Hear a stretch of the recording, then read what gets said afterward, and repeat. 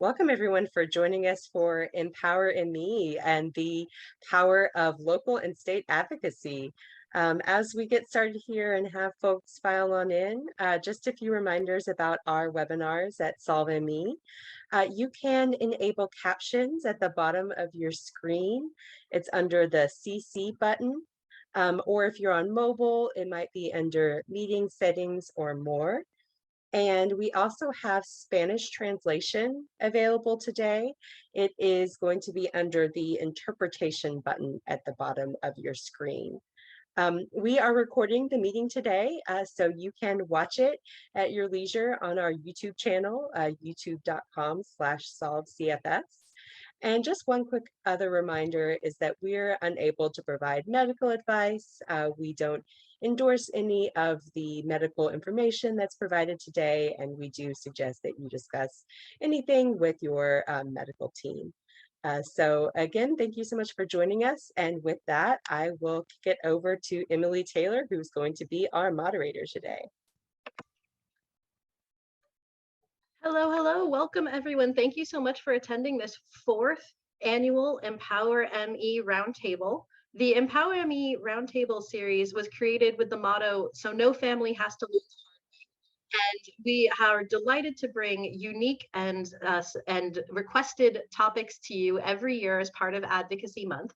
This year, when we sent out a poll inviting folks to select topics for this year, we had an overwhelming interest, an overwhelming response in local and state level advocacy. And this is an area where the ME community is blessed with a number of amazing leaders. So I'm so excited to bring to you a group of 7 different speakers today from 7 different states, large and small, looking at all of the different ways state and local advocacy can be effective, can be revolutionary, and can be fun. So with that, I'd love to turn it over to a round of introductions from our spectacular speakers. I'm going to go quickly in alphabetical order. We have Laura Buckles from the great state of Florida. We have Chandra Johnson from the great state of Delaware. Melinda Lipscomb from the state of Maryland. Art Mirren from the big state of California. Charmian Proskauer from Massachusetts. Suzanne Wheeler from Minneapolis, and last but most certainly not least, Terry Wilder from New York. So starting off in that order, I'd love to have our panelists do a quick round of introductions to share a little bit about your name, your organization, what your mission in your state is, and what priorities and what major projects are you currently working on. Laura, would you like to kick us off? Yes. Hello, everyone. And thank you for having me on this. I'm so excited to talk to everybody about state advocacy today. So I'm Laura Buckles. I'm from Florida. My personal background, I have a husband who's been disabled by ME for 10 years. I'm a graphic designer. I work at my old art college here in Sarasota, Florida. I'm getting my master's in marketing that I'm going to apply to advocacy work, and I'm super excited about this. Just so you know that my background is not advocacy. And I've been doing this for about 5 years now, and I love it and I'm obsessed with it. So I have one foot in ME Action and one foot in the Solve world. And the Florida group has sort of organically grown over the last 5 years. From when I started, it was really just me, even though there were lots of other advocates in Florida. There was no group and, we weren't connected. We started the ME Action Florida group and had a Millions Missing, and it was our first DC day, and the Florida group kind of organically came together. We stuck together through the years, and now the Florida group, ME Action Online, is about 300 plus people. And we actually have this kind of organic core legislative group that kind of has come together through the different DC days year by year. So that's the shape of our Florida group. We have like a little core group of 5 or 6 of us that meet regularly. And over the last several years, honestly, I wouldn't say that we have one focus, legislative or medical education. I would say that our main focus is to attempt to make the biggest impact that we possibly can, based on our network that we have, based on the knowledge that we have, amongst us advocates. And even also in Florida, we have Dr. Klimas down in Miami. So she's actually a big part of the advocacy that we do, is partnering with Dr. Klimas and what she needs. So our little core group has been pretty successful with legislation in Florida. You know, we did the starter kit, you know, the typical starter kit, which was a proclamation, a resolution on the Florida state level. And one of the cool things we've done legislatively is we had a Florida delegation letter, which means all of our members in the House of Representatives from Florida signed on to a letter that we actually addressed to then NIH Director Francis Collins, unanimously signed by all the Florida delegates, talking about the need for research for ME/CFS. So that was one of our awesome pieces of legislation. It happened in February 2020, which we all know what happened after that. And we sort of, you know, there was a little bit of a fizzle out there afterwards. But yeah, after that, honestly, our next project that I see on the horizon is Dr. Klimas reached out to us and is looking for more patients for her long COVID studies. So actually, that's probably where we're going to put our focus next.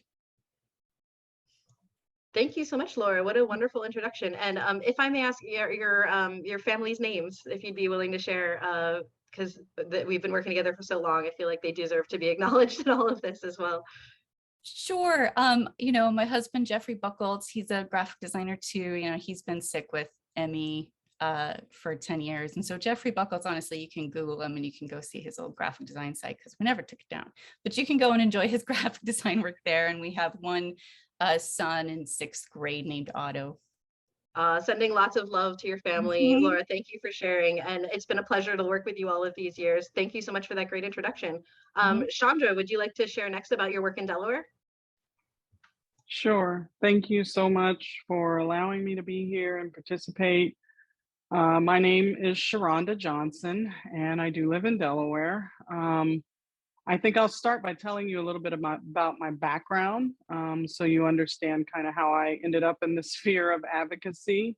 My background really is not in advocacy. I started my career in the United States Air Force working in intelligence, and after leaving the military, I worked for a number of years for our president, who at the time was a senator in Delaware. I handled all of his military and veteran constituents, and I stayed on for his replacement after he became the vice president. So I'm really used to sitting on the other side of the table in terms of advocacy in that line of work. For a number of years after that, I worked with families of the fallen, helping them basically get whatever they needed in terms of their needs. And more recently, I lost my dad to COVID in August of 2020.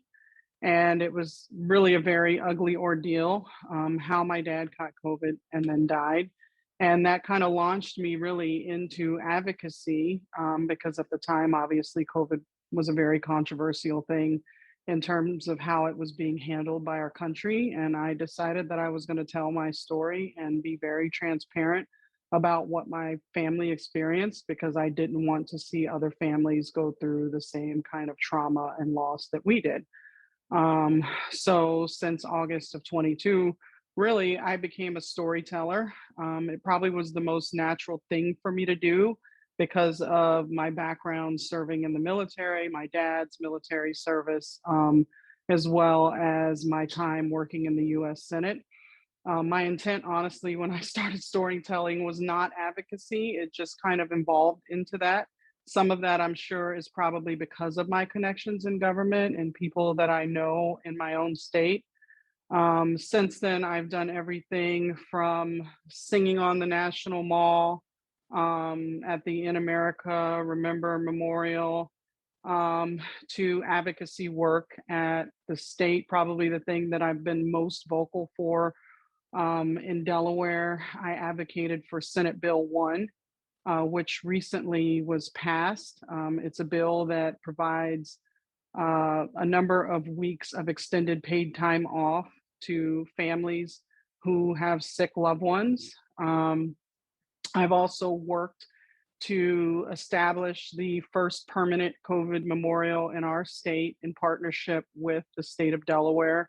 And I am currently employed by COVID Survivors for Change. And honestly, that role really evolved because of all of the advocacy work that I was doing in partnership with them.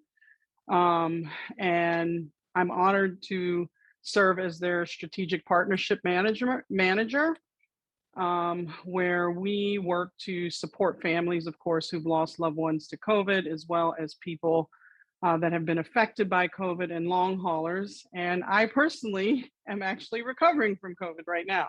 One fun fact about me is I mentioned I'm a veteran. I'm an Iraq veteran. I'm a disabled veteran.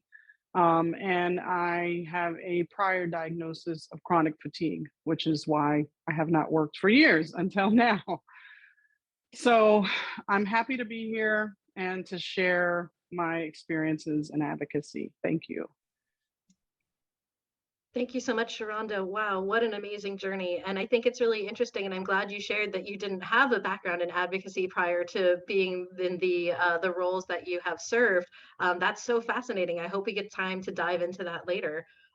Next up from the great state of Maryland, Belinda.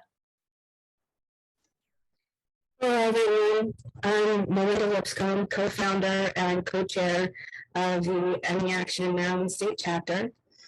I am disabled by ME and complex chronic illnesses, and my journey with advocacy began long before my ME. I started advocating with the American Cancer Society shortly after I turned 18 because my family is a cancer family, and my grandfather died from liver cancer when I was 10, but we didn't know that he had cancer until 3 days before he died. It was, very hush hush, and nobody wanted to talk about things, and cancer was something that was whispered about, not generally talked about, and I wanted to change that, so that's why I started advocating as a volunteer with ACS, including helping to bring Relay for Life to Maryland. I apologize, I'm doing well today, so I'm going to move a little closer. Is that better for the audio?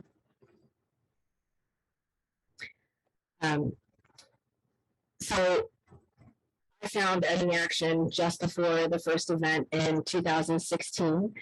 I had been bedridden for a time in 2015 and was mostly still bedbound and trying to find answers. I was chronically ill since 2010 and started having significant issues after a virus in 2013. What made me bedbound was a surgery in 2015 that, according to my doctors, would cure me of all the ongoing flu and virus issues I had. But instead of a cure, it was a sentence to my bed. Finding ME Action, I found others with similar stories and began getting answers. And the others were experiencing, the same debilitating symptoms through different ways. And through the community, I actually found studies and learned that what I had experienced from 2010 to 2013 was mild ME. And it was discovered that the H1N1 swine flu I had in 2009 was what had triggered my ME. And sadly, due to doctors not knowing about ME/CFS, which resulted in inappropriate care and advice, those things were not discovered until I progressed to severe ME. And my heart and my mind, with my previous advocacy experience, knew I needed to do what I could do to make ME and complex chronic illnesses easily recognized. So the purpose of our chapter is to grow a Maryland coalition of people with ME and similar complex chronic illnesses, caregivers and allies, to organize local actions, develop outreach, and form a local community to see ME as widely and easily known as recognized as other illnesses and diseases. We are the new kid on the block, and being a fairly new chapter, we started with all these grand ideas and wanted to tackle everything. And considering myself and my co-founder and co-chair Whitney, along with all of our volunteers, for the most part, have ME, and Whitney and I are both bedbound for the most part, that wasn't going to be possible. So looking to create a collaboration with other disability and health justice and comorbid illness groups. In Maryland, medical education became our focus. Currently, a major project is a presentation and panel about ME and Long COVID we will be doing for the Johns Hopkins Neurosciences undergrad program in September. Our goal is this will be the first of a series, but that this program can be developed to be tweaked to present to any group. With institutions like Johns Hopkins and the University of Maryland Medical System here in Maryland, we're working to ensure that students and the professors, many of who are practicing clinicians, know about ME so that the word is out there from their start. And that's where we're tackling things currently. Wonderful. Thank you, Melinda. And I'm so sorry to hear you're having a rough day today, but thank you for being here in regardless to your health. We're so grateful. Moving on from Maryland, stepping over to the West Coast now. Art Mirian, would you like to talk about how you became involved in California's advocacy work? Sure. Thank you very much, Emily. So I have a close family member who's been ill for quite a number of years. So I got involved in advocacy in 2016. I've been advocating at both the federal and state levels. I'm a scientist. My career has been in the area of math and computing. So I came into this knowing nothing about medicine, biology, or advocacy for that matter. But life has changed. So our main focus has been on awareness, education, and clinical care. So in the area of awareness, in fact, right before I became involved, the California legislature unanimously passed a resolution recognizing each May as ME Awareness Month, and various recommendations that the legislature and governor felt should be followed. And so that is in fact a living resolution. And we constantly remind officials in California about this resolution when we're trying to accomplish things. I say the other main accomplishment in the area of outreach has been about a year ago, the Medical Board of California published an article on Long COVID and ME/CFS, along with an interview of a long hauler who is now afflicted with ME/CFS. And so that was the first time we got any kind of what I'll call real state exposure, as that newsletter is available to be read by physicians and throughout the whole state of California. When it comes to education and clinical care, our main focus over the past couple of years has been the University of California, starting with public comments at several of the Health Services Committee meetings, along with a couple of meetings of the full regents on ME/CFS. This led to the regents enlisting a key university official to meet with us, which then led to an interaction with the chief clinical officer of the University of California. This has been going on since last September. We've had quite a number of meetings, and we've had a dialogue that has focused a lot on education, educating UC-wide education, certainly, and we've provided a lot of information there, as well as gotten some assistance from the Bateman Horn Center. The other main thing that we've been pushing is centers of excellence. in fact, aside from the issue of centers of excellence itself, one of our main goals in starting this interaction with UC was to get them to treat people with ME, because they basically weren't. Of course, now with the pandemic, the landscape has changed with, with the relationship between ME and COVID. The university that does have long COVID clinics, but they're overwhelmed. We want them to treat ME as well. And our approach to addressing the clinical care crisis is to have the University of California administer a statewide Centers of Excellence program. And in fact, so we've teamed with the Patient-Led Research Collaborative. They're a long hauler patient advocacy and research group. So myself and Lisa McCorkle of Patient-Led submitted a joint proposal, and this turned into a budget request sponsored by a member of the California Assembly of $120 million over 4 years. We're a little bit late to the game, but I must say that this budget request is very much alive. And we've had, I will have had 24 meetings with state legislative offices by the end of today. And we're pushing as hard as we can. So wish us luck. And that's where we stand. Thank you. Thank you so much, Art. And as a Californian myself, I have to say I'm so impressed and grateful for the great work you've done in the state. We really have moved mountains, hopefully with more to move. Going back to the East Coast now, once again, Charmian Proskauer, would you like to talk about the great work of the Massachusetts ME and CFS FM Association? Sure, and thank you very much for having us talk.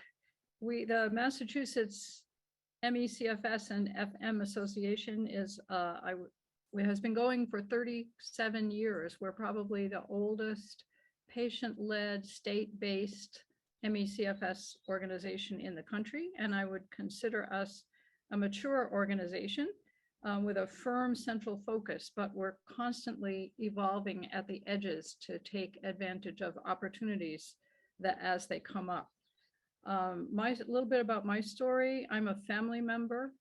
My husband has had MECFS for 34 years and has been associated with the Mass ME, now called, practically since the beginning. Together, both of us, I shouldn't say together, each of us has been president of the association for a number of years and served on the board for a number of years. Neither of us is in those positions now, but we're still volunteering. I got associated with Mass ME in 2008 when I was walking through our kitchen, and my husband Alan was having a meeting with a group of people to plan the next steps for the association, and they had decided they needed to rebuild the website, which was quite old and difficult to maintain. And at that time, I was just finishing up 25 years in IT, in the financial services industry, and had quite a bit of website experience. So they nominated me to be in charge of the project to rebuild the website. So I have been since 2008 neck deep in association work and have very much enjoyed working with all of the people in the state who are the dedicated volunteers. We are very fortunate to have had quite a few longtime volunteers, some of whom are still with us and some of whom are not. Right now we have about 20 active volunteers, and we've recently added 3 part-time paid staff. We had a strategic planning process a few years ago in 2020 to refine our focus because there were a growing need for services here in Massachusetts. Our mission has always been direct services to patients. So that's the heart of what we do and the central part of our mission, which is to support people living with MECFS and their families by connecting them to supportive resources and to each other, and to improve working to improve the healthcare and services available to them through education and advocacy. So we interpret this mission quite broadly so that we have room to try different things as the situation evolves. One of our guiding principles is not to do what other groups or individuals are doing better. And we also look for opportunities to build on what others are doing and to partner with others where we can. So I'll list several examples of that, how we're doing that today. One is the congressional advocacy that was by SolveME that we're just finishing up this month. We make it our business in Massachusetts to make sure that all the meetings with 9 congressional offices and 2 Senate offices are filled with constituents from those districts. So that is how we support what SolveME is doing so well, but we want to make sure that Massachusetts is well represented. In the past, we've worked a lot at the federal level representing Massachusetts, for example, sitting on the Chronic Fatigue Syndrome Advisory Committee, working on CDC committees, NIH, FDA. We're not doing so much of that anymore, although we take opportunities where they're offered. But what we're doing is mostly in the state right now, and for the direct benefit of people living with these illnesses. And we have recently, as many others, recognized that many people with long COVID have similar symptoms. Not all the long COVID people, but many of them have similar symptoms of ME/CFS, and we want to make sure that those people are treated appropriately. So we have started new support groups and a new program of Sunday conversations. These programs are on a variety of topics which provide information which we hope is useful to people living with ME/CFS, fibromyalgia, and long COVID. And these programs are not limited to people in Massachusetts. In fact, we have attendees from all over the country and even a number of international attendees. A couple of major things that we're working on now that are sort of unique. We are involved in outreach to long COVID clinics and also working to reach the heads of hospitals and major health systems that operate in Massachusetts to alert them to the lessons that we have learned from ME/CFS patients and make sure that they do not do harm to long COVID patients who have similar symptoms. And we've certainly heard of cases where that is the case. Right now, we are working with Massachusetts members of the Body Politic organization, which we discovered we're doing a mutual effort here. And so we are combining forces, and we're very excited about that. We have a modest goal, which is just to make sure that we can provide education so that harm is prevented for people with long COVID. The other pretty exciting effort that we're involved in right now is with the Health and Disability Partnership, which is a public-private collaboration with the Massachusetts Department of Public Health. Right now, that organization, that group, is working on developing a once-in-a-decade health needs assessment for people with disabilities. And our goal in working with them is to make sure that invisible disabilities, AKA complex chronic illnesses and post-infectious conditions, the questions appropriate to those people are included in the survey. And in fact, that people with these conditions are a targeted group to answer the survey.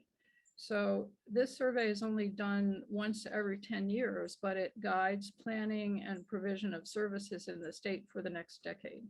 So one example of something unique that we're contributing here, I think, is with regard to housing needs, which of course are huge, #1 issue for anyone with a disability. But chemical-free housing, mold-free housing, toxin-free housing is not always recognized as a need, but we know that for many people in our community, multiple chemical sensitivities are a big issue. So we want to make sure this is represented in the survey. We have a number of challenges. It's not a challenge to think of ways our association can be useful to people. in our community, or even how to build and carry out some of these programs. The challenge is really to continue to sustain our organization over time. Finding volunteers, finding leaders, and funding is a significant effort. We're always looking to engage volunteers in activities they are passionate about. And if anyone is especially passionate about fundraising, you'd be welcome to join us. Thank you. Thank you so much, Charmaine, and thank you for the great work that the Massachusetts team does. You are always one of the most completely represented states out of all of the 50 states when we do our advocacy month every year. So thank you so much. Moving right along to Suzanne Wheeler of the Minnesota chapter, or Minnesota state organization. Fun fact, the Minnesota team was one of the very first recipients of a EmPOWER ME micro grant. Suzanne, the floor is yours. Thank you so much, Emily. That is a fun fact. We're a fairly new organization. We'll be 4 years young in July of this year. And I'm really, it's been just such a valuable experience to meet the group of us, the team, the other co-founders of our organization. I'm Suzanne Wheeler, and I'm currently the president of the Minnesota ME/CFS Alliance. And my background is not as much in advocacy, but more in fundraising activities. I ran for several years the Purses and Passion for the YWCA, which is one of the largest fundraising events, and worked with the silent auction program for that. My other background is the military. I was, for 10 years, I was a helicopter pilot and a fixed wing pilot, dual branched in aviation and military intelligence. And then I went into corporate America for about 16 years. And during that time, while I was working in corporate America, I got sick. I had my third child, and I had, while they were life-saving transfusions, after I recovered from the labor of my third child and getting the transfusions, I became ill and never recovered. The flu-like symptoms and a significant pain that came with my symptoms. And I didn't get diagnosed until 2017. So I probably had every other diagnosis in the world that covered chronic pain. But when I found out that I had ME/CFS in 2017, I was shocked. I hadn't heard of it really.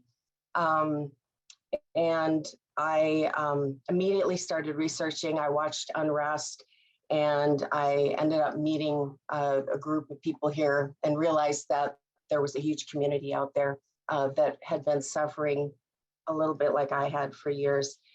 So we formed the Alliance relatively quickly with the help of some attorneys that helped us get things together, and formed our mission, which is dedicated to serving ME/CFS patients and caregiver needs through support, advocacy, and generating enhanced medical care options. We work to unify the ME/CFS community, actively expand awareness of this disease, and educate the healthcare professionals.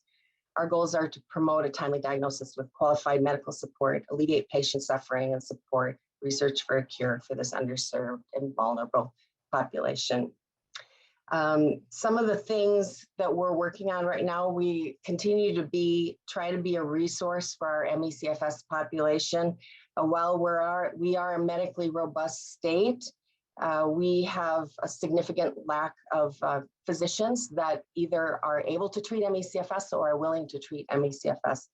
And so we continue to refer people,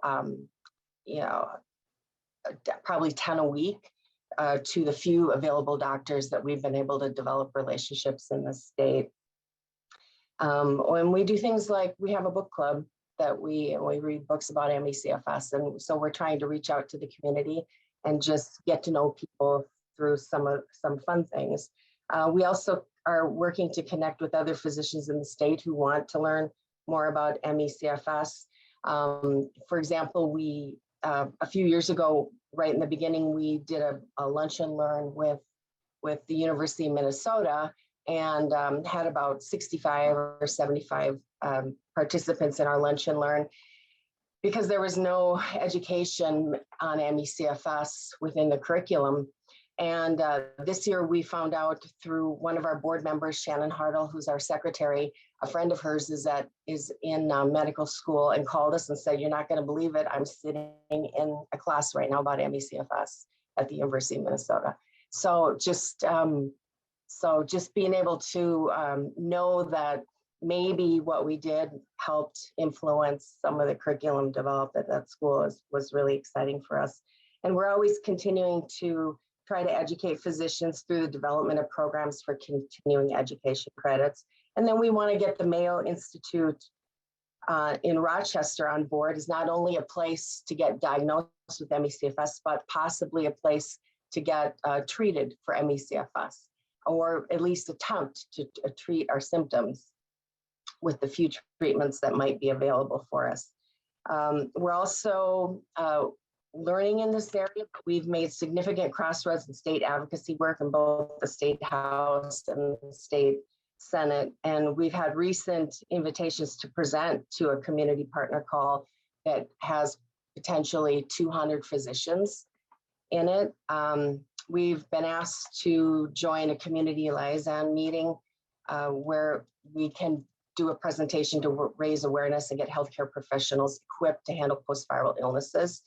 And then we've also been asked if the Center of Health Equity newsletter could do an article about us. And some of that is from the efforts of Billy Hanlon, who's one of our newest members of the board. He's the Director of Advocacy and Outreach. We also just spoke at Minneapolis City Council meeting where we received a city resolution designating May 12th as MECFS Day in Minneapolis, which was really, really exciting for us. So we're working right now with medical and public education committees with the key goal of getting post-viral illnesses equitably funded. And we're lucky in that our governor, Tim Walz, wants $10 million in surveillance and monitoring for long COVID. And so this went through the House and it passed a few weeks ago. And has to go through the Senate. We're kind of a unique community in Minnesota because we have even though we have historically a fairly progressive policy, we do have a Democratic state House and we have a Republican state Senate, which is relatively unique. So we're still learning how that's going to affect us on policy in our MECFS community. But it's just a pleasure. I feel like I'm learning so much just from hearing everybody else's presentations. So it's a pleasure joining this esteemed group of advocates in MECFS. I appreciate your time. Thank you so much, Suzanne, and great work you all are doing up in Minnesota. And last but most certainly not least, one of the most active states in the nation is New York. And we're so blessed to have Terry Wilder join us from that great state. Terry, the floor is yours. Thanks, Emily. Like was just mentioned, I'm Terry Wilder. I am a person living with ME. I was diagnosed in March of 2016, although like most of us have had it for a very, very long time and just didn't know it. My background is that I'm a social worker by training. So I'm always concerned about social justice. Came out of the womb that way.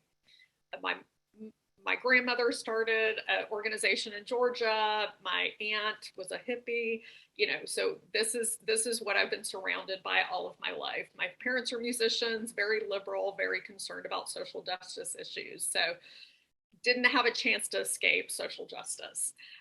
But what I'll tell you is that I shouldn't continue the story without telling you that I'm an activist. That is how I define myself. And that I was trained by HIV and LGBTQ activists. And I am very grateful for their knowledge and experience and their mentorship that has brought me to the skill set that I have today. I was in ACT UP New York, which is historically known as a very fierce activist organization that used both inside and outside strategy, meaning that they were happy to put on suits and walk down the halls of Congress to meet with elected officials, but they, if forced, would also do protest. And I kind of navigate the world in that spirit. I've certainly put on a suit and met with elected officials at the state, city level, and federal, but I've also been arrested when folks pushed us in that direction. And usually when you're forced to protest and get arrested, it's kind of the target's fault because they didn't give you what you wanted when you sat down at the table. But in terms of the journey of New York, I am the co-leader of ME Action New York, along with Lynn Esteban. I'm assuming people know what ME Action is, but if not, ME Action is an international organization that works to develop and support a global network of individuals, local affinity groups, city and state chapters, and country affiliates. And we're comprised of people with ME, caregivers, family members, and allies. And our mission really is to build a global movement to fight for recognition, education, and research so that one day all people with ME will have support and access to compassionate and effective care. So, you know, when I got diagnosed with ME in March of 2016, you know, it's humorous now. I just assumed there was a pill and that there was 1 million medical providers available to help me. Boy, was I naive. But it reminded me very much of what my friends went through in the early years of the AIDS epidemic, not having a biomarker, not having an FDA-approved drug, being stigmatized and discriminated against, not having safe housing, not having the things that they need. So I was really shocked to kind of walk into this world. I have a very long background in medical education. I used to run one of the largest clinical education initiatives in the state of New York, funded through the New York State Department of Health. So some of the first things that we tackled was getting a CME approved. So we reached out to Dr. David Kaufman and had him record a CME webinar for New York State medical providers and worked collaboratively with the New York State Department of Health. That now lives on CEItraining.org. And it doesn't expire until 2023. So if you know of medical providers, even outside of New York, they can still take it and get free CME. The other thing that we did was we thought about the ways that medical providers receive information. And it's not just through trainings, conferences, webinars. They read things, they get journals. So I reached out to the New York Family Physicians organization and found out that they had a journal. So we submitted an article about ME and they published it. And so that went out to their entire membership. So we've done a lot around that. We have a postcard for healthcare project that we're about to finish up, sending out postcards with the CME, Dr. David Kaufman information on it to medical providers across New York State to remind them that they can take this free CME to learn more about ME. We've also done, you know, which I think a lot of people start with, the resolution. So we had a resolution on ME on the New York State Senate side and on the Assembly side. We did those with the health chairs, which I always encourage you to start with your health chairs on your Senate and your Assembly side. Those are the key people in your state that are focused as leaders on health issues. So try to become buddies with them, start working with them as soon as you can. We also did lots of meetings with city. So the New York City Department of Health, we met with leadership there. We were able to get information about ME in the New York City Department of Health Primary Care Provider Bulletin. The New York State Department of Health, probably our biggest win with them is that we have a New York State Department of Health ME webpage on the New York State Department of Health website. And worked very collaboratively with the New York State Department of Health on that. We're super proud of it. It's a live webpage, which means that we can continue to add things. Another victory that we had with the New York State Department of Health was with our previous health commissioner, Dr. Howard Zucker, in May of 2017. As part of his physician letter that he sends out every month, we were able to get him to write, with our help, about ME, to educate the physicians on his mailing list, and to encourage them to, if they have patients with these symptoms, to put ME on their differential diagnosis, to believe the patient when they come, to not stigmatize, discriminate against them. And he also gave a plug to Jen Brea's TED Talk in that letter. A couple of years later, we were also able to get him to send out a letter about long COVID and mention the intersection between long COVID and ME. So the New York State Department of Health has really been an ally for us. And anytime you're engaging in activism, it's about relationship building. So, people, often come to me and say, how did that happen? It's not magic. It's about relationships, wanting to have these relationships where you're working collaboratively together. At the end of the day, you want them to have your information in their Rolodex. And when they think of ME, they think of you as the expert in their state and come to you. Some of the other things that I'll mention is that, our city council has a health committee. We've given testimony at the health committee meetings. As a result of that, the health chair for the New York City Council staff approached us, and he had a listening session where he just heard from people with ME about the issues in the city of New York City. If people are in New York State and are interested in being part of us, we have a New York State ME Action Facebook group that you can join. You can also reach out to me at terry@meaction.net, and we can add you to our email list, because we do have monthly meetings where we get together and really focus on our activist strategies.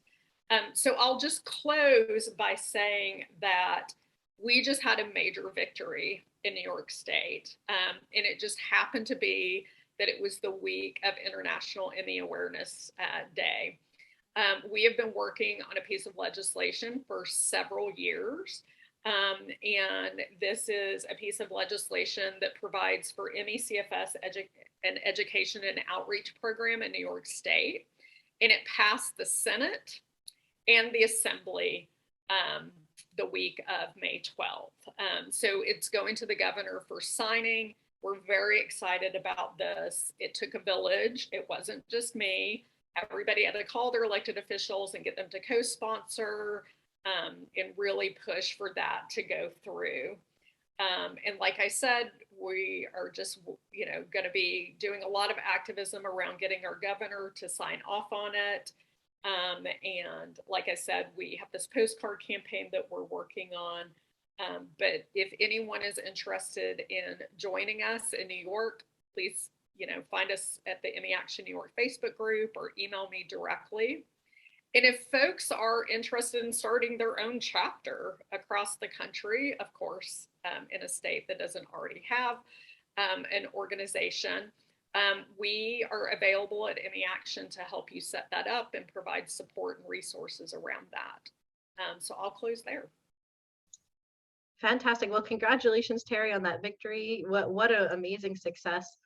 So from here, we'll dive right into the questions. We have a lot of really interesting topics and themes that have been identified by all of our speakers so far, but I'll start with, why is it important to work at the state and local level in advocacy, and what advocacy areas are best done from the state and local level? I'd especially like to hear from big states and small states about what differences you see at the big state level, like New York and California, where we have millions of people and an entire robust political system unto themselves, or the smaller states like Delaware, where things are more accessible and local. So I'd love to hear from anybody who'd like to talk. I'm going to pick on you first, Terry, if that's okay, since you were so patient. So if you'd like to take that question, and then any of the other folks, if you'd chime in, please. I'd love to hear your thoughts on that. Yeah, so, one of the things that I realized very early in my diagnosis was, on the days that I'm sick, I'm in New York State. On the days that I feel well, I'm in New York State. So what should I focus on? New York State. So, I got diagnosed, you know, like I said, in March of 2016. And I was just like, all right, I'm going to go to the New York State Department of Health website. There was literally nothing, nada on the website. How do I live in a state where they don't even recognize my disease? So that's when I realized, like, we've got to even start there, because I worry about, you know, people out there who may have seen unrest or heard, and especially now with long COVID, you know, they may think, oh, a trusted resource may be my Department of Health, and then they go and there's nothing there. So I've always been very, very much focused on state. You know, we can think globally, but we have to act locally. In no disrespect to anyone who works on federal, but I haven't had a lot of confidence in our federal government in a very long time, and especially in the last administration. I just didn't think we were going to get anything under a president who in particular doesn't respect women. So, you know, I really just felt like the best chance to get the needle to move was to work at the state level. The things that I think are, you know, people should think about as a priority in your state are things like medical education and raising awareness, because at a foundation, you have to start there. Because if you walk in the door and you have these big asks, they may be like, whoa, whoa, whoa, whoa, we need to pedal backwards. I don't even know what this disease is or what you're talking about. But this kind of, you know, culture and time and space that we're living in right now is really the best opportunity I think we've probably had in decades to raise awareness about ME, because now we can work in collaboration with our colleagues in the long COVID spaces and really connect those dots. And so, you know, I want people to think about education and awareness. I want you to think about the website at your Department of Health. You can start with kind of low-hanging fruit, which are resolutions, which don't actually do anything, you know, legislatively, but they are a place of raising awareness, and that's where you may have to start. You know, and then you can build yourself up to legislation. So recognizing I was diagnosed in March 2016, it's now May 2022. We now are having a piece of legislation to sign off on. So it's, you know, you know, you have to really think long term. All of these things take a long time and a lot of patience. And, you know, I think giving yourself a break if things don't happen immediately, it's almost like dating. You know, like you think you're in love the first date, but it takes a while to build that relationship. So you should think the same thing about your elected official, your Department of Health, any of like leadership in your state. You're courting them, like you're dating them to get them down the aisle at the church to wed them. I love that analogy. That's beautiful. And there's a lot of different paths to dating, just like there's a lot of different paths to advocacy. So Art, I saw your hand go up very quickly. How would you like to answer that question about why to get started at the state level? Yeah, well, first I'd like to say that I agree with everything Terry said. Clinical care is obviously a very important aspect of all this. I mean, ME/CFS has been facing a clinical care crisis forever. Long COVID is facing a clinical care crisis. By and large, the federal government has abdicated on clinical care, although there are some things being proposed now, but for the most part, that has been the responsibility of the states and local entities. So that's one reason we really need to be working at the state level. But also to add to what Terry said, when it comes to medical education, raising awareness, the federal government has abdicated there as well, quite frankly. I had envisioned the CDC as an agency that might treat ME/CFS as an urgent condition, and through some mechanisms reach out to state medical boards, medical societies, and what have you. But I came to realize a couple of years ago that their approach is to put on roundtables and invite people to join. Well, that's not what I'll call active outreach. So we just don't have the federal government behind us here when it comes down to it. So that's really where the states come in: education, awareness, clinical care. Thank you. Thank you. Laura, I saw your hand went up as well. Any insights from the state of Florida? Yes, actually, I cheated on the answer. I asked this same question to a professional lobbyist the other day. So thank you. I have the right answer here. And interestingly, his answer was you need to work at all levels. There might not be one area that's better. You kind of have to do it all simultaneously. So I hear you and everything. But I'll add in my personal experience that, you know, maybe this is oversimplifying a little bit, but frankly, the smaller the government that you're working with, the easier it's going to be. And like the more willing they're going to be to pick up your issue. So you can take that for what it's worth. Absolutely. Sharonda, I saw your hand go up. I specifically picked on Delaware a little bit because I wanted to hear what the small states have to say when you're dealing on a more local level with your immediate state government or your local government. So I'd like to tackle that question talking from the federal level perspective, because keep in mind, I worked in the federal government at the US Senate for a number of years. So first of all, this is just, I guess, my knowledge from that world. My first thought is getting things done by the federal government takes a lot more red tape. And it takes pulling together a lot of times bipartisan support. And we know that our government, unfortunately, for the past however many years, has not done a very good job of working together bipartisan. So that said, and especially I'd say moving into this sphere of work since my dad died, I mean, obviously I'm dealing with COVID, which is different than ME/CFS. It's a lot simpler to get things done at the local level.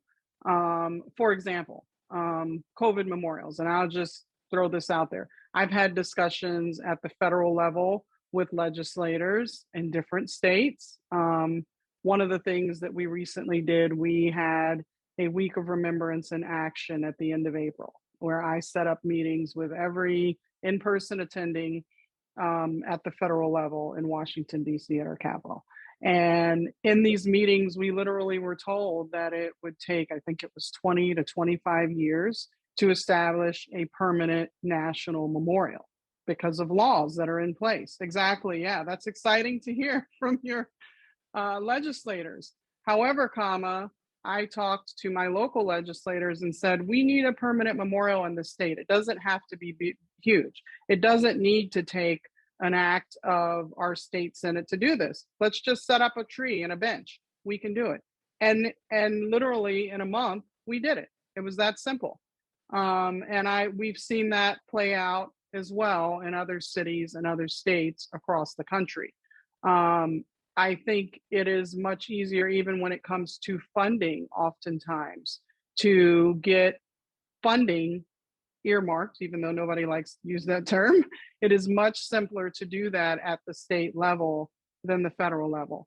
In reality, I think in most instances, it probably boils down to what is the action item that you are seeking support for.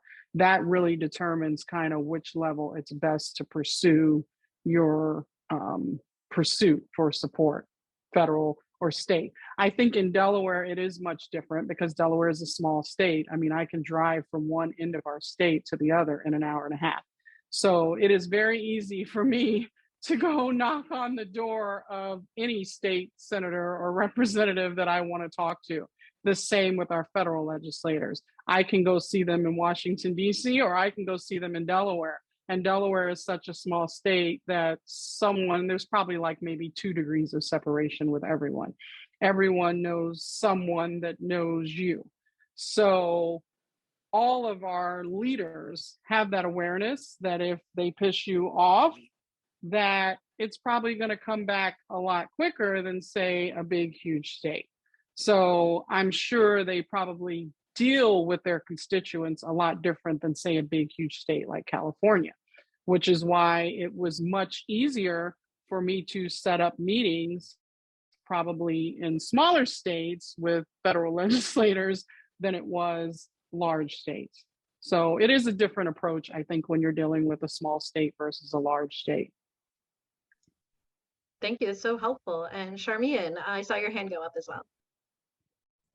Yeah, I just wanted to reinforce what others have said about the importance of clinical care that is delivered at the extremely local level, sometimes at the state level. And we have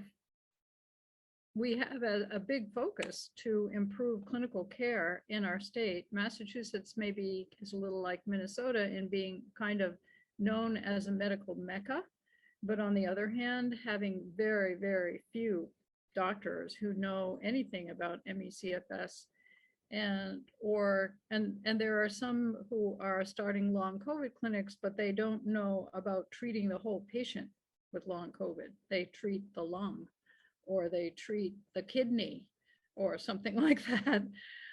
So we have focused for a long time on awareness and education. And I didn't mention in my introduction, but a few years ago when Unrest came out, we did a series of 16 presentations featuring unrest across the state of Massachusetts in venues from the State House to hospitals, to the biggest one was the Mass General Institute of Professional, I forgot the right title, but it's all the allied health services.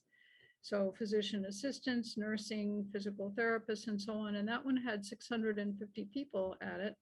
And it was all the students in the program. And I think that the Mass Department of Public Health we also did, which had 250 people. So I think we probably reached over 1,000 healthcare providers or health professionals in the state just in those unrest programs. But it's hard to know what the outcome is from doing that. Yes, we exposed a lot of people, but did that mean that some of these students are going to go on and treat people with ME/CFS? I don't know. It's hard to know, but I think we have to continue doing the efforts at medical education and general awareness and public awareness too, just so people know we're not finished with that yet. Absolutely. Thank you. That reminds me of what Laura was saying with at all levels. Oh, Melinda, I see your hand just went up.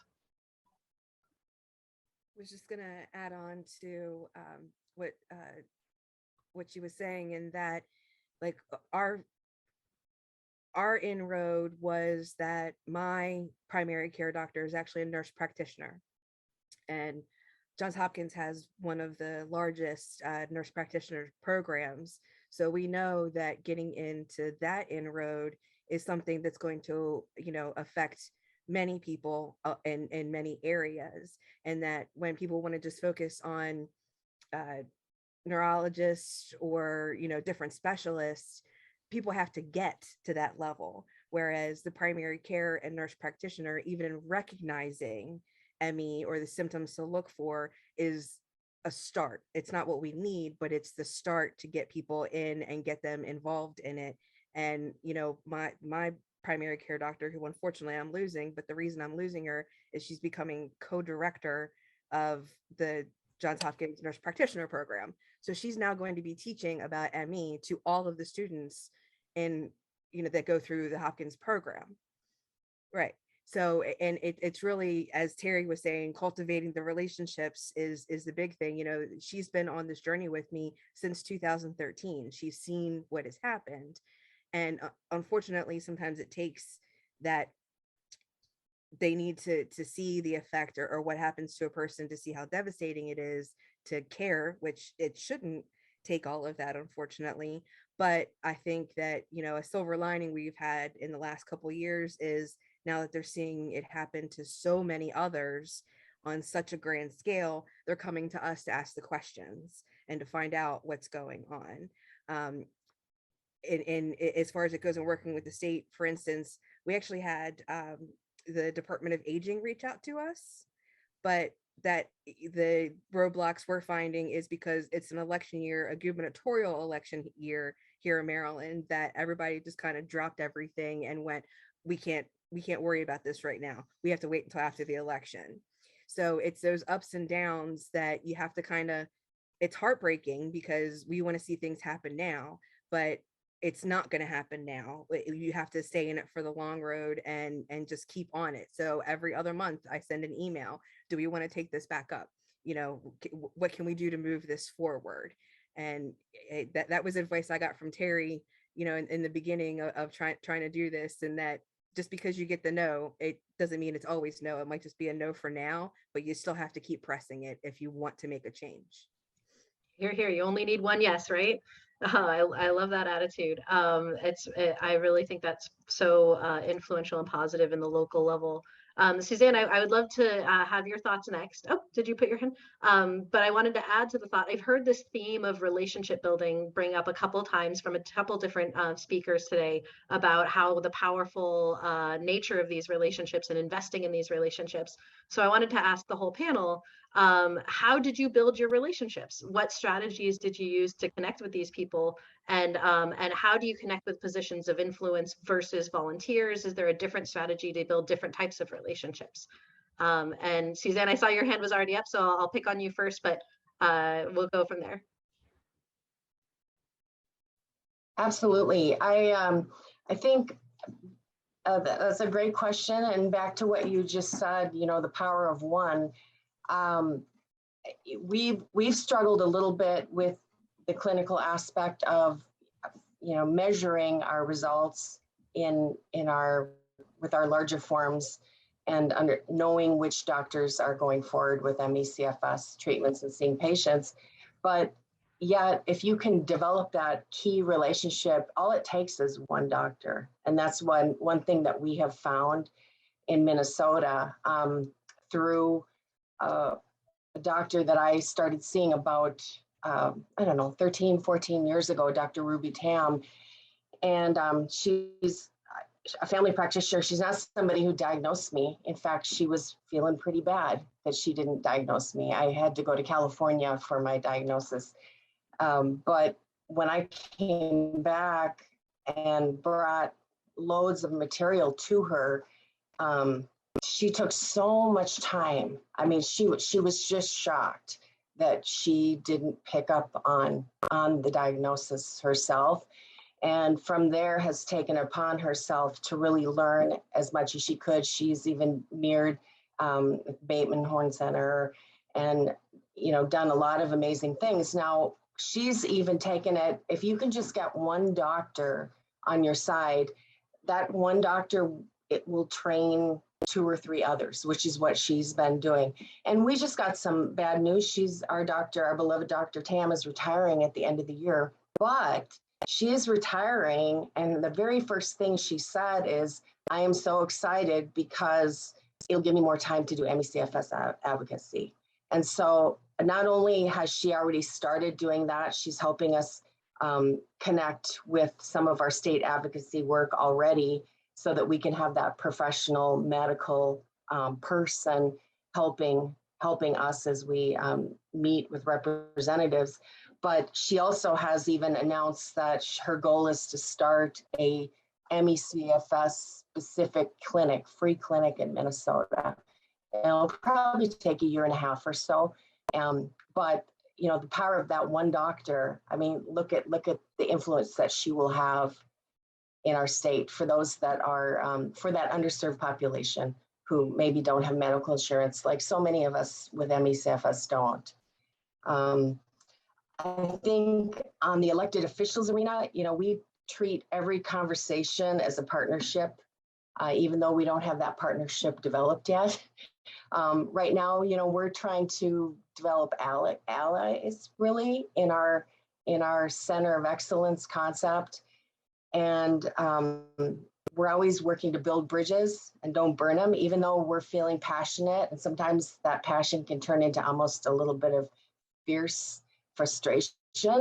You know, we can't let it be that. I mean, we have to be really professional as we're developing the relationships. And we always bring a balance of our own personal journey into the story. But then we take the facts in and we present the facts try to present the facts in a logical, easy to understand way for them, for either the representative or maybe in many cases, the policy aide. And then we always thank them for their time and, you know, send them follow-up thank yous in every case.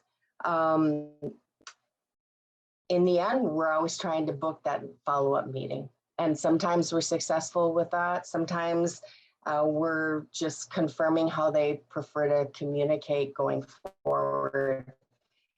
But that's been a successful thing for all of us here in Minnesota.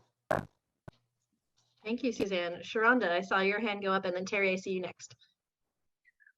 Yes. So talking about relationships in terms of advocacy, what I'm going to say is, I'm sure, probably the most unconventional answer that you probably will get on this platform. But two things that I learned. One, from my military career, I actually learned this in survival school. And that is that the most effective interrogator is a friendly one. And I think that's always stuck in my mind, you know, that the saying, it's easier to catch flies with honey. And something that, and this is another military friend of mine who I think was taking some type of leadership training. He said to me that the best way to gain relationships is to make people your friends, to make them like you. And for whatever reason, those two things have always, I think, been embedded in my mind, and I've used them within my life. And honestly, listening to different people on the stage share their story kind of clicked in my head. Where I think I learned advocacy, honestly, was in my own struggles with fibromyalgia and CFS, because when I left the military, my body was falling apart. And I had to deal with lots of doctors who had no clue what was happening in my body. Still to this day, I don't know if they really know why my body was going through all the changes that it did. And I started using those little strategies of, these doctors will be my friend. They will work for me. And honestly, that was how I gained access to a number of different resources that at the time, I'm sure lots of veterans were looking for. I was able to get access to it's called a War-Related Injury Illness Research Service Center that a lot of veterans are not aware of, which helped me find tools to help my body recover. I literally at one point was barely walking, could barely get myself dressed.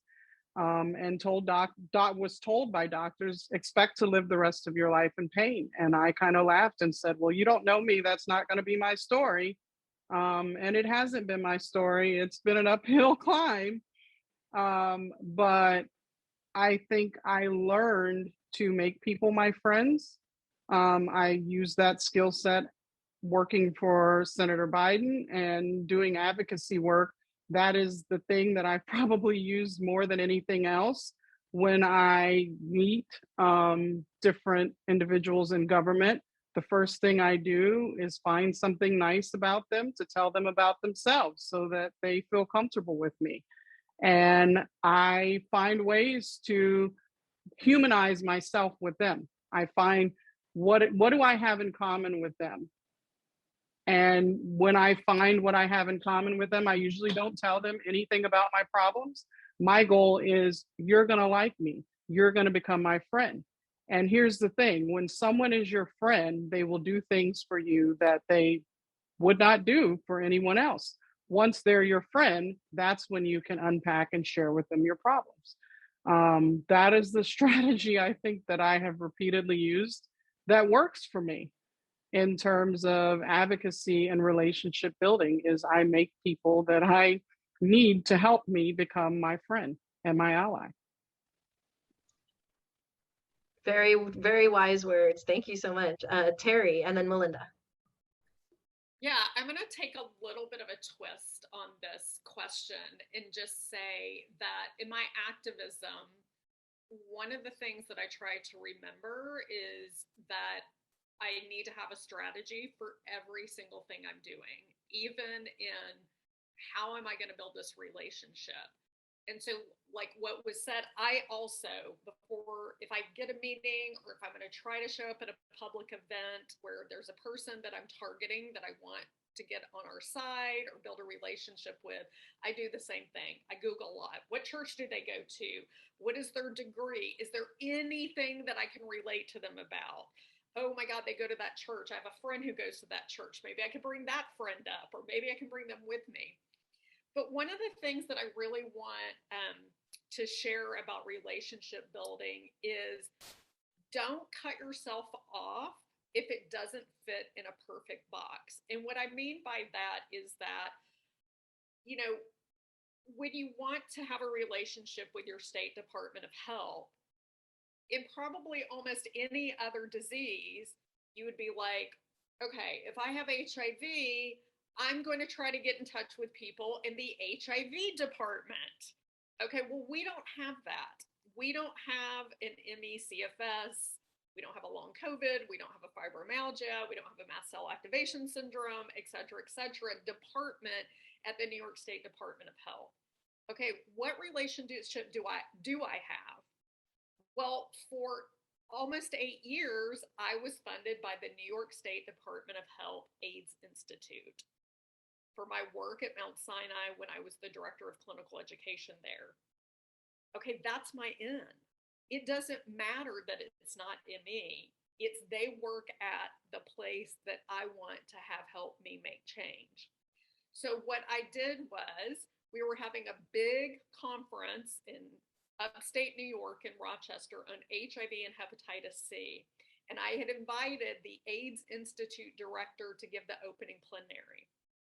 And before he got on stage, I said, if you have a few minutes before you have to take off, I'd love to chat with you about something. So when he was done, we met at a side table and I said, I was diagnosed with ME. This is what it is. I'm scared. Nobody knows about it. Nobody cares about it. I'm terrified and we don't have anything. I know that there's not an ME department at the New York State Department of Health, but what is there? Is there anything that can get us close? Is there a community health institute? Is there a disability services? Is there a viral branch? Like, is there anything that we can start maneuvering our way? And he said, you know what, I'm gonna figure this out and I'm gonna get back to you. And I said, I really appreciate your support. And he said, look, I'm a public servant. It doesn't matter that you don't have HIV or Hep C or the things that fall under my portfolio. I am a government employee and I'm supposed to be a public servant. And it's my job to respond to you, which, you know, is revolutionary because it doesn't always happen that way. Because some people, it's just a paycheck. So we had a follow-up call. He added people. That didn't go the way we wanted it, but they all of a sudden said, you know what, Terry, you've worked hard as an activist for over 30 years in HIV. You're one of us, and it's now our time to help you. And so because of that relationship, they then connected me with the chief of staff for the health commissioner, who then sent out the letter. Then they were like, you work under our clinical education. We can figure out a way to do a CME. Okay, we're going to work on you with the webpage. We're going to do all these kind of things. And now that we're at the place in New York State so that we can get the governor to sign off on this legislation, I'm making sure that my colleagues at the AIDS Institute are aware of this because they have to track legislation. And guess what has happened in the last 2 years because of COVID? The AIDS Institute director has now been promoted to not only be over AIDS Institute, but she's now the director of community health. Guess what ME falls under? Community health. So don't ever cut off your possibility because you think somebody's title doesn't work in favor or their department doesn't exactly align with ME. You never know. It's your in. They can be this gatekeeper that can open the door to get you to the right person or to help facilitate a meeting to happen. You know, really think outside the box about things. Think outside the box about your elected officials. Like, we need the health chair of the Senate to do this. Who knows him? Oh my God, somebody's daughter went to school with his daughter. You know, like, always be thinking, how do you get to this person to start a relationship? Because like I said earlier, at the end of the day, you know, we always are like, I got their card, I now know who to call. No, you want them to have your card. And every time they think about ME, they think, I know who to call. It's Terry Wilder. I met her, and she is our go-to on all things New York State. That's what your ultimate goal is. You want them to look at you as the resource that they've been living their life for, and that they know how to get in contact with you. Absolutely. Couldn't agree more, Terry. Melinda, final thoughts on this question, then we'll move to the last question of the day. So thank you, Terry, because that actually rolls right into what I was going to bring up with the cultivating the relationships is in doing so, using your energy wisely. You know, kind of on the same aspect of Sharonda, I come from a family who has a lot of political inroads in my county and like in my area and with Baltimore City. But that doesn't mean that those relationships are automatically going to be there for you. For instance, my state senator has been a family friend all of my life. And when I got sick and got into this and wanted to do whatever, at first, it was anything I can do to help you, you know, just let me know. We can work on things. We can get this done, until it came to election time. And then, of course, because it wasn't something that was going to benefit them, then it was put on the back burner and everything washed out. Well, instead of thinking that relationship is done, I have no use here, that person has an office. And there are people that work in their office, and that's where you make the relationships, because that person may work in that office now, and you can cultivate that relationship and keep that going with them. But then if they have any aspirations, they're likely going to move to another office or go further up and try to get into Annapolis, or maybe even try to get into DC. So while that door might have been closed, I say that it was, you know, kind of halfway closed, not necessarily slammed shut, halfway closed. I still kept in touch with the person I've been working with in her office to make sure she's aware of the things that are going on and the things that we need and the steps that are happening, you know, so that when these things are coming up, you know, with the county here, they have their own COVID task force and wanted this. Who did she call about asking questions when it came to understanding people not going back to work? Well, she called me. And, you know, I said, well, here's the steps we can take, get me into a meeting. And, you know, it's again, one of those things where time is not our friend, but it is their friend, because we need things to happen yesterday. They work on things for tomorrow.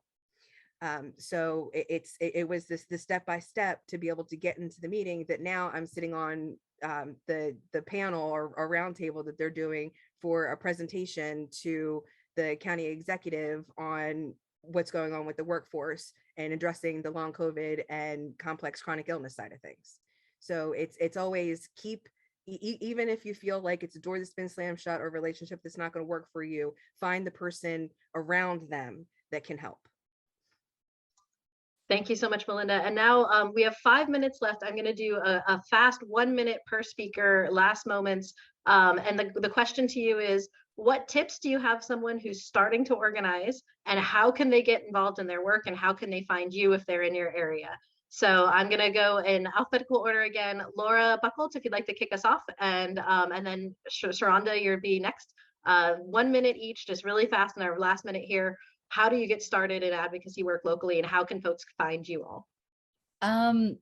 The most important thing with advocacy is that you don't attempt to do it alone. So find your people and make friends. I know we were just talking about relationships of, you know, the people that we're after, but I think relationships within the group are equally important. So go find your friends, you know, step one, get found.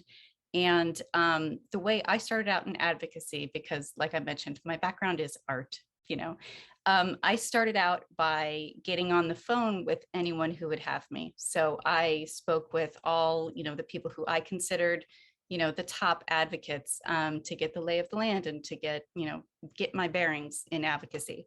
So, so I guess my suggestion there is really make friends first. It's a beautiful thought. Sharonda? So my tip would be understanding really your story, developing your elevator pitch, maybe that 1 minute, 2 minute, 3 minute, this is my story as quickly as possible, and being comfortable in sharing that story in any forum that you're in. And two, also understanding who your friends are. You want to go out and share that story with anyone you know who may be able to help you get that story out there or help you connect with others in your community who are open to supporting you. Three, I would say find ways to think outside of the box. You might think the least path to resistance is the quickest way to getting what you need, but in most cases, it actually isn't. So you want to find ways to partner with other organizations who are doing things that support your cause. So for example, in my case, the loudest thing I've advocated for is extended paid time off for workers, which most people would think has nothing to do with COVID, but it built me lots of relationships in my state that got me in front of legislators who now call me when they have issues with COVID. And now I have a seat at the table to push my agenda forward. So those are the things that I would say probably are the most important things to do. If you want to connect with me or my organization, you can find us on COVID Survivors for Change, covidsurvivorsforchange.org. We are also on Facebook, Facebook group COVID-19 Survivors for Change. I'm on Facebook as well. I'm on LinkedIn. You can look up my name, Sharonda Johnson. You can find me there. I'm on Instagram as well, which I rarely use, but if you send me a message, I will respond to it in any of those places. Thank you. Thank you, Melinda. So I mean, honestly, don't have much to add from what they've already said in the tip, but my biggest thing in being able to do this, and knowing, as Laura said, that you can't do this alone. I am bedbound. I am in bed 18 to 23 hours a day. So I knew that I couldn't do this alone. And finding another person to even be comfortable in starting it was where I started. And, in all of these things that we do, there's someone else from your state or your area that's doing this. If you see them comment or see them, to talk about things either through Facebook or social media, make the connection there. Get in their DMs, slide into their DMs, and make that connection first. If anyone in Maryland wants to reach out here, you can email me directly at melinda.advocate@meaction.net. And we meet the first Tuesday of every month at 7 p.m.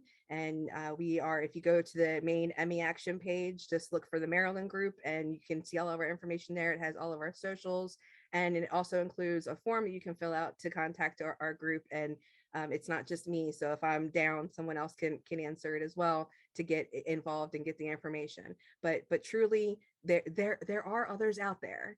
And it's just, finding the connection, and it's as simple as making the ask of, do you want to do this with me? Absolutely. Well, Art, are there any Californians out there who want to do this with you? How can folks get in touch with you if they're from California? I just put something in the chat for that purpose. And in general, we have national organizations and state organizations. If you want to get started and don't know who to speak to, contact people. And if you're aware of a state organization, contact people there. If not, there's Emmy Action, there's Solve, and both of us are here to help anyone who wants to get started. So thank you very much for having me on the panel. I have to run to a legislative meeting now, and thank you very much. Thank you, Art. And Charmian, for those in Massachusetts, how can they get in touch with your organization? Well, Massachusetts ME/CFS Association is very easy to find. Google it. Our URL is massmecfs.org, and you can use contact@massmecfs.org. But I also wanted to mention one other group that hasn't come up yet, which is the U.S. Action Working Group, which is an organization, a very loose organization, which I happen to chair. It was started in 2015, and it is for people all from anywhere in the United States who want to work on advocacy for ME/CFS and may not know where else to go. You may not know of anyone in your state. You might be alone in your city.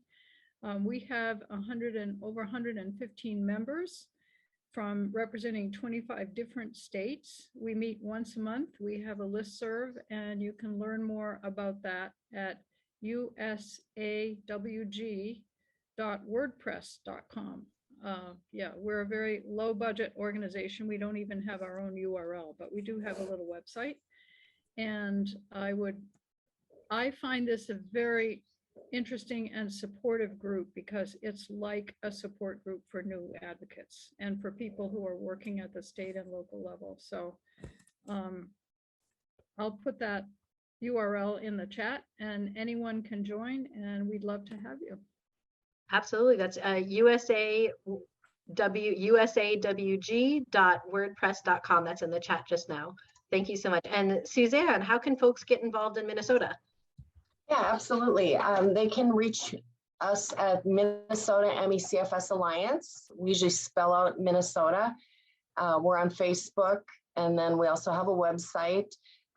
Otherwise, search me. Got a pretty open profile. My cell phone number is there, and my personal email is there also. So feel free to do that. Or we also have our association email, minnesotamecfs@gmail.com.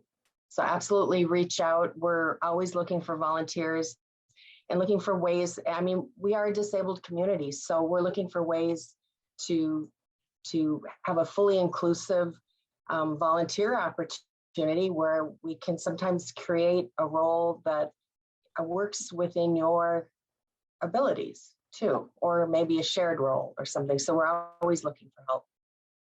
Fantastic. And last but most certainly not least, for our New Yorkers, Terry Wilder, I know you put it in the chat, but if you wouldn't mind repeating, how can folks get a hold of you and your team?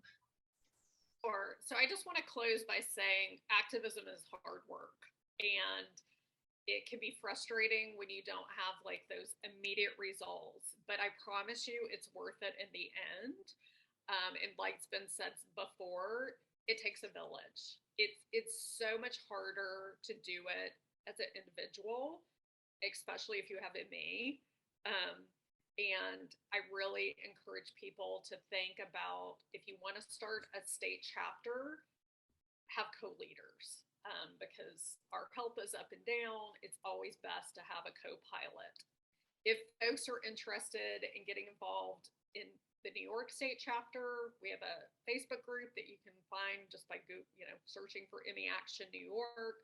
You can email me at terry@meaction.net, and I can put you on our listserv. We have once a month meetings. The other thing is, if you are interested in starting your own state chapter in a state that doesn't already have a chapter or an alliance or an organization, reach out to me, because in addition to being the New York State co-leader, I'm also the one that people come to start their chapter. And just in the last week, we've had 2 other states that have approached me about wanting to start their own chapters. So we have, support and tools and coaching and mentoring. We also, as state leaders, meet,